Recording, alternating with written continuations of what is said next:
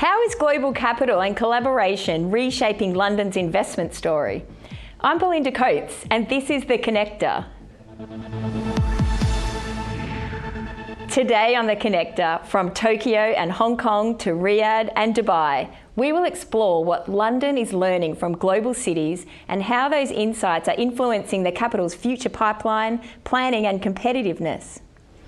And I'm so happy to be joined by Jace Tyrrell from Opportunity London, who is fresh from a major delegation across Asia and the Middle East. You must be absolutely exhausted. You've just come back from this major delegation, Jace. And what was the main goal and how does it fit into London's global investment strategy?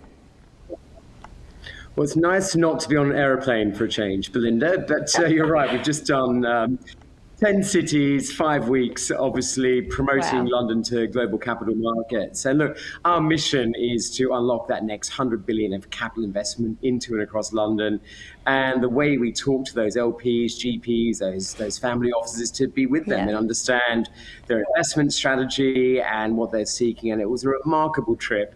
And really, we've landed some very solid deals for London. So well worth the investment in time, but also just opening up our eyes to what's going on around the world, you know. Yeah, I think that's really important for a global city like London. And Japan is a key market. What did you learn there about the modern workplace design? And should we be looking to the Japanese to influence our new offices?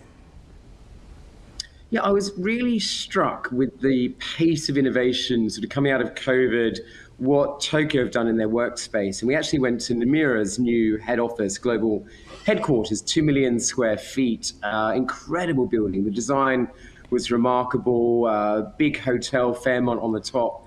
And actually what they've done in terms of the workspace, the well-being, the design, the outdoor space, I don't think I've seen anything better in the world right now. And and you're one to say it. You have travelled a lot. Yes. But what was your favourite part about that? I just think they really genuinely put people first, and they hadn't just used the top floors for the highest rents. It was actually the top floors for the people, the building, their workforce, and just it was very modern design in terms of the space, the greenery, the furnishings. I mean, you have to experience to explain it, but I think there's lessons there certainly for London, and I'm sure for Australia as well. Sounds amazing. And talking about people, you toured Admiralty Station and Southside with MTR in Hong Kong. 500,000 people at the interchange daily. What lessons did you take from that visit for London's transport and urban planning? Well, it's very nice to have you with us, Belinda, on that trip as well. We got to see some very interesting bits of Hong Kong. But I think, oversight development, mixed use, residential, that sort of space, but also the space they could create for the residential and commercial was, again, really quite striking. I think we're all quite moved by the obsession with pets and dogs and cats in that development as well. Something to watch, that's for sure. Oversight development on sort of public transport hubs is certainly something we're thinking about in London, and we've got some major opportunities for development investors across Victoria Station, Waterloo. So it's certainly an area that we're focused on. And MTR are really well placed to deliver quality and at scale that we can obviously bring to London. Yeah, something we were both jealous of was that they'd only had 3 delays in 1 year. So in Riyadh, when you were in Riyadh, they're going through a huge cultural shift. What stood out to you and how does it compare to London's own approach? I think a lot's been written about the Middle East, and particularly Saudi and the giga projects and the pace of change. But again, being there and just talking to the teams and seeing actually from a cultural perspective how much they're investing in their heritage. We went to this remarkable site, Diriyah, which is a World UNESCO site, and it's the sort of the original kingdom, effectively, they had there. But they've built this incredible mixed-use cultural, tourism, retail, leisure sort of precinct around the area. 45,000 construction workers on site was pretty eye-opening as well. Wow. But I think 45,000 construction workers on site. That's amazing. And they work 24, they work around the clock, is that right too? They do, and we ask questions around the welfare, and we have different standards in Australia and the UK, and I was really sort of pleased to hear how they're thinking about the welfare of the workforce and building these sites. But what really resonated with me was the younger population there, the dynamism, the global outlook they've had. A lot of them have now studied, in the US or Europe or Australia, and they're bringing that insight and those skills to the built environment in Saudi and in Riyadh in particular. And it is moving so fast. You think about where they were 10 years ago, where Saudi and Riyadh in particular will be in another 10 years. So the pace of cultural change, development, ambition, a very clear vision for Saudi and the kingdom. Riyadh 2030 is the World Expo. So that was something really to draw from that time there in Amazing. Riyadh. Absolutely amazing. I can't wait to visit there myself. So throughout your visits, what were the strongest conversations you had with investors about the future pipeline in London? I think global capital always has a choice, which asset class to invest into, which country, which city, which partner, what sort of return you're looking for. I think some of the macro factors for the UK and London have been challenging the last couple of years. You think about our inflation, sort of construction costs, but actually I felt we turned a corner, and the conversations we were having on this trip in particular was not if they were going to deploy, but how they could deploy, which partners, which site, what was the return, what was the exit. So we're moving into a far more allocation and delivery stage, which is important for London. It's been a bit of a slow sort of pick up. We will transact about 15 billion this year. It's sort of 10 billion behind the 25 pre-COVID pounds, but certainly we're in delivery phase. So that was one big takeaway from this trip. Okay, and is the focus on project quality or scale, do you think? It's a combination. I think what I found interesting was the move into sort of BTR, multifamily. We've talked about this before, Belinda. You've got some really excellent examples where I'm calling it innovative resi, where you're mixing sort of commercial, urban sciences, BTR for that sort of professional sort of workforce and putting that together in mixed use. We've certainly got sites here, and I think investors really want to crowd in around that as well.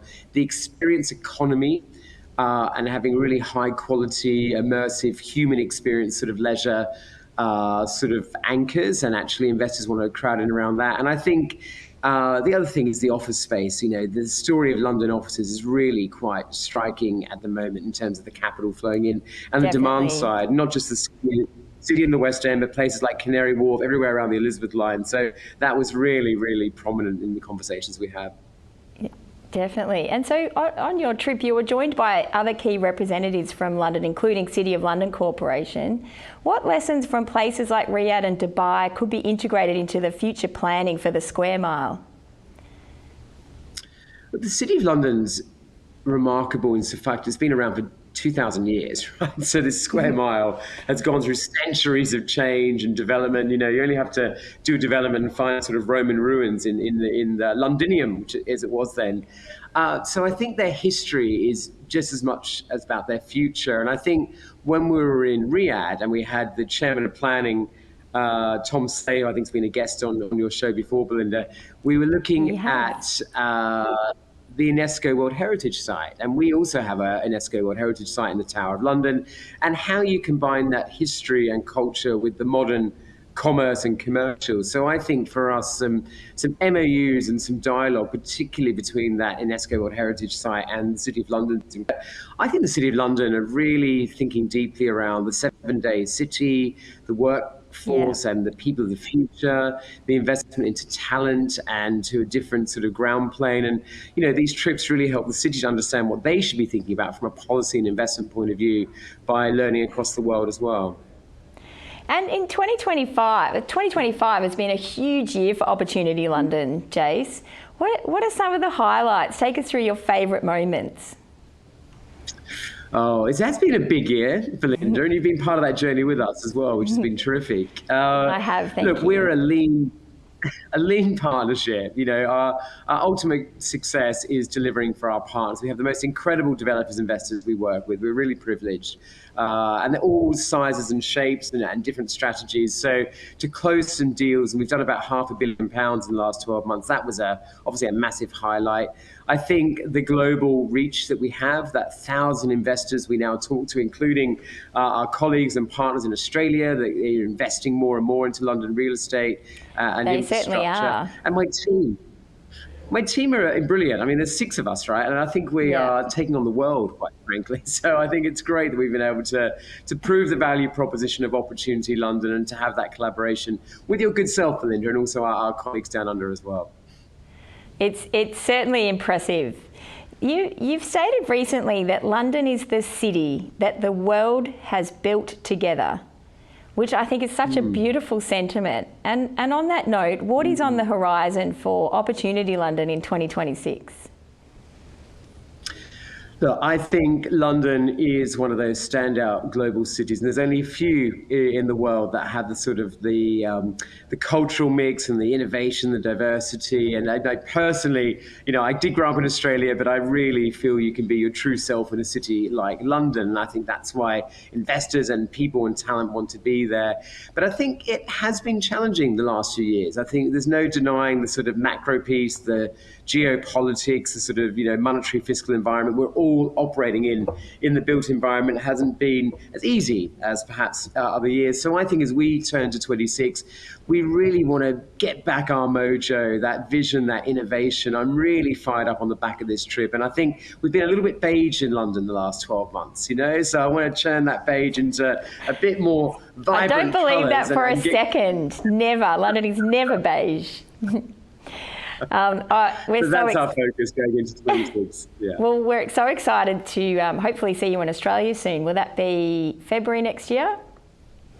Oh, I'm London's Cupid, and he's coming down for Valentine's Day, so I'll see you in February for a bit of London love down under. That's wonderful. It's been so great to talk to you as always, and thank you for having me in Hong Kong. It was wonderful to see you and the City of London Corporation. All the best for London in 2026, and thanks so much for joining the show. That's the program for today. Thanks, Belinda. This program has been brought to you by Harper B, and this is Ticker, and we'll be right back.